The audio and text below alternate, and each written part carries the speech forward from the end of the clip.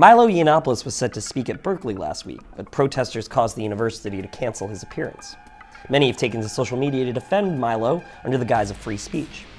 But are they defending free speech or promoting hate speech? For those of you who are unfamiliar, Milo Yiannopoulos is an alt-right, half-Jewish, homosexual British journalist and editor at Breitbart. He is outspokenly and intentionally controversial for his extremely conservative stances and insistence that the age of political correctness must end.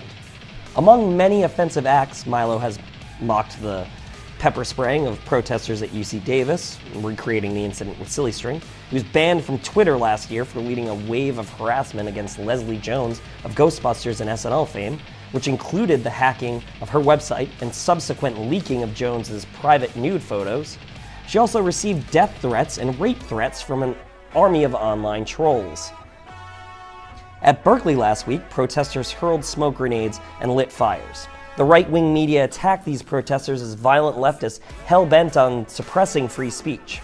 But should universities enforce looser regulations for protecting people from hate speech than an online social media network?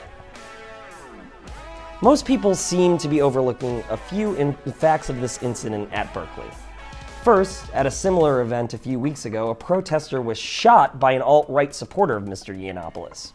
The act was premeditated, as the assailant had to retrieve his firearm from his truck. He was questioned and released without charge. It is rumored Mr. Yiannopoulos was going to out or expose undocumented students attending the university, students he's found from doxing. Doxing is the practice of finding protesters and political opponents' online profiles after finding images of them at a protest. They then track down as much information about these individuals as possible: address, phone, date of birth, employer, anything they can find. There are already armies of people online doxing on Reddit and other online communities. The allegation is Mr. Yiannopoulos was planning to expose undocumented students and instruct his audience at Berkeley on how to do the same. How is this not harassment, intimidation, and threatening behavior? The argument here being made for the First Amendment is anyone should be allowed to say whatever they want, even people like Hitler or Charles Manson, no matter how terrible their ideas, and that speech is protected.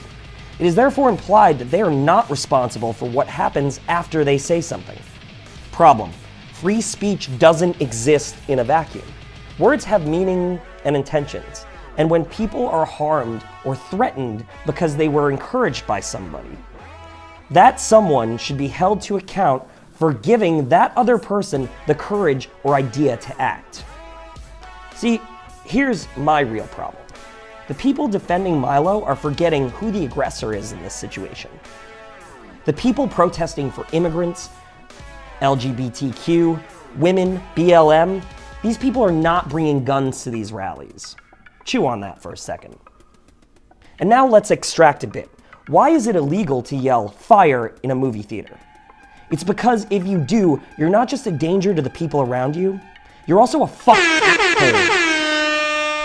For more news and analysis, please follow The New Progressive and Millennials for Revolution on Facebook and on Twitter.